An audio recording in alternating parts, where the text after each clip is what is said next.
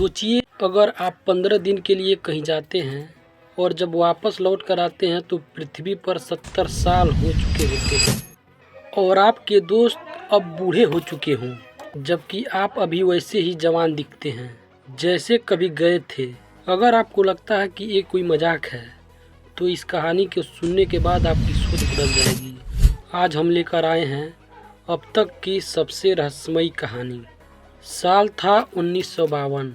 America के दो जाबाज astronaut captain Richard और डॉक्टर हेना एक रहस्यमयी महत्वपूर्ण मिशन पे निकलते हैं।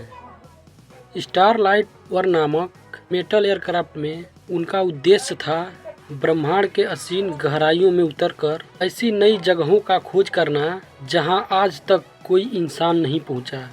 जैसे ही स्टारलाइट वन ने उड़ान भरी, पूरी दुनिया को यकीन था कि ये मिशन इंसानों का भविष्य बदलने वाला है, मगर रिचर्ड और हेना को नहीं मालूम था कि उनका एक कदम ऐसी उन गहराइयों में लेकर जाएगा जहां से लौटना लगभग नामुमकिन था। मिशन के शुरुआती हफ्ते तक सब कुछ सामान्य था, लेकिन वे दोनों अनजान थे इस ब्रह्मांड के शांति से। ये तो तूफान से पहले की खामोशी थी। स्टारलाइट वन पृथ्वी से बहुत आगे निकल चुका था। वे नए सितारे और नए ग्रह और अजीब घटनाओं को रिकॉर्ड करते हुए जा रहे थे।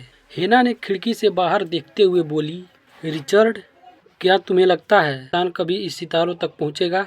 रिचर्ड ने मुस्कुराकर बोला, हेना, अगर आज हम यहाँ हैं तो एक न एक दिन इंसान ब्रह्मांड पे राज करेगा। लेकिन तभी उनके सेंसर ने असामान्य डिटेक्ट किया। एक असामान्य उल्का पिंड उनके तरफ आ रहा था। रिचर्ड घबरा कर बोला, हेना, इतने सारे उल्का पिंड हमारे तरफ आ रहे हैं, अगर स्पेस क्राफ्ट से टकरा गए तो हम हमेशा के लिए इस स्पेस में खो जाएंगे। उन्होंने तुरंत पृथ्वी पर संदेश भेजा, हमारे सामने एक उल्का पिंडों का झुंड आ गया है। हमारा स्पेस क्राफ्ट दबाव के कारण काम नहीं कर रहा है। और ये उनका आखिरी मैसेज था। हेना भी घबरा गई। बस स्टारलाइट वन के दूसरे दिशा में मोड़ने की कोशिश कर रहे थे, लेकिन इतने विशाल उल्का पिंडों से बच पाना लगभग नामुमकिन था। तभी एक भयंकर आकार का एस्टेरॉयड स्पेस क्राफ्ट के किनारे से जा टकराया और का जहाज का नियंत्रण पूरी तरह छूट गया। स्टारलाइट वन अनियंत्रित होकर अनजान दिशा में बहने लगा। रेडार सिस्टम अचानक बंद हो गए, नेविगेशन पूरी तरह गड़बड़ा गया और स्टारलाइट वन जैसे अंधेरे में पूरी तरह खो गया। कुछ समय बाद रिचर्ड और हेना ने खिड़की से बाहर देखा। उनके आंखों के सामने था एक विशाल और भयानक ब्लैक होल। वे इसके भीतर नहीं थे, लेकिन उनका स्पेस क्राफ्ट गुरुत्वाकर्षण के घेरे में पड़ा हुआ था। स्पेस क्राफ्ट का कुछ हिस्सा अभी भी खुले अंतरिक्ष में था, जिससे वे पूरी तरह ब्लैक होल के अंदर में नहीं खींचे जा रहे। फिर भी उसकी शक्तिशाली प्रभाव के कारण, लेकिन फिर भी उनके जहाज लगातार उसी कक्ष के किनारे में घूम रहा था, जैसे ब्लैक होल खुद ही अपने जकड़ में उसे फंसा के घुमा रहा हो। उन्होंने पूरी कोशिश की स्पेस क्राफ्ट की दिशा बदलने की, हर संभव उपाय करने, मगर अब उनके हाथ में कुछ नहीं बचा था। स्टारलाइट वन पूरी तरह से ग्रेविटेशनल ब्लैक होल में फंस चुका था, भयानक कक्षा में घूम रहा था। जहाज बाहर की ओर निकल नहीं पा रहा था, ना ही ब्लैक होल के अंदर पूरी तरह जा रहा था। वह लगातार उसी भयानक कक्षा में घूम रहा था, जहां समय और स्पेस अपनी तरफ पूरी दोनों अपना असली रूप दिखा रहे थे। रिचर्ड और हेना जानते थे, अगर कभी भी यह गुरुत्वाकर्षण पकड़ ढीली हुई या जहाज का बैलेंस टूटा तो उनका स्पेस क्राफ्ट अथवा उनकी स्पेस में समा जाएगा, जहां से कोई नहीं निकल सकता। हर एक मिनट जैसे वे मौत के धीरे धीरे करीब जा रहे हों। अब वे लोग बस स्पेस क्राफ्ट में बैठे बस दो ही चीज का बस इंतजार कर।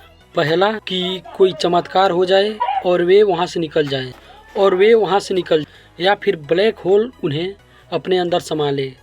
उनके पास खाने को सिर्फ 20 दिनों का राशन और 200 लीटर पानी था, और उनके पास कुछ दवाइयाँ भी थी जिन्हें खाने से 2 दिन तक भूख नहीं लगती, मगर वो सिर्फ इमरजेंसी के लिए। वे दोनों समझ गए कि अब उन्हें हिसाब से खाना पीना होगा। उन्होंने प्लान बनाया कि सिर्फ दिन में एक बार खाना खाएं और पानी सिर्फ ज़रूरत अनुसार लेंगे। पूरा दिन उनका स्टारलाइट 1 उसी जगह अटका रहा। रिचर्ड और हेना नहीं जानते थे वहाँ बिताया हर एक मिनट धरती पे कई दिनों के बराबर है। धीरे धीरे ब्लैक होल की तरफ ग्रेविटेशनल फोर्स और भी खतरनाक होती जा रही है। जहाज का हर सेंसर चेतावनी दे रहा था, टाइम डिस्टॉर्शन, टाइम डिस्टॉर्शन। ऐसे ही पूरा दिन बीत गया, मगर बात ये थी कि उन्हें समय का कोई अंदाज़ा नहीं हो रहा था। वे बस आपस में ही बातें करते रहते थे, कभी खुद के बारे में तो कभी अपने घर के बारे में। हेना आंखों में आंसू ले बोली, मेरी एक छोटी बच्ची है, सिर्फ 2 साल की है। उसने मुझसे कहा था, मम्मा आप मेरे लिए चांद सितारे लेकर आना। ये कहते हुए हेना रोने लगी। फिर रिचर्ड बोला, मेरे 2 बच्चे हैं, एक 4 साल की लड़की और एक 6 साल का लड़का। उन्होंने मुझसे कहा था, पापा आप मुझसे दूर मत जाइए, हमें चॉकलेट और खिलौने कौन लाएगा। दोनों अपने अपने बारे में बताते रहे, लेकिन अब वे थक चुके थे। उन्हें लगता था कि अगर यहाँ से निकलना है तो सिर्फ किसी चमत्कार का इंतज़ार करना होगा। भूख तो लगती थी, मगर डर और उनकी याद में कुछ भी अच्छा नहीं लगा। फिर भी जिंदा रहने के लिए उन्हें खाना पड़ता था। उनके लिए एक अच्छी बात कि स्पेस क्राफ्ट का रडार सिस्टम और सिग्नल पर था, मगर स्पेस क्राफ्ट अब भी चालू था। ऐसे ही दिन गुजरते रहे और देखते देखते 10 दिन हो चुके थे। स्टारलाइट 1 वैसे ही बस घूम रहा था। हेना गुस्से और बेबसी में चिल्लाई,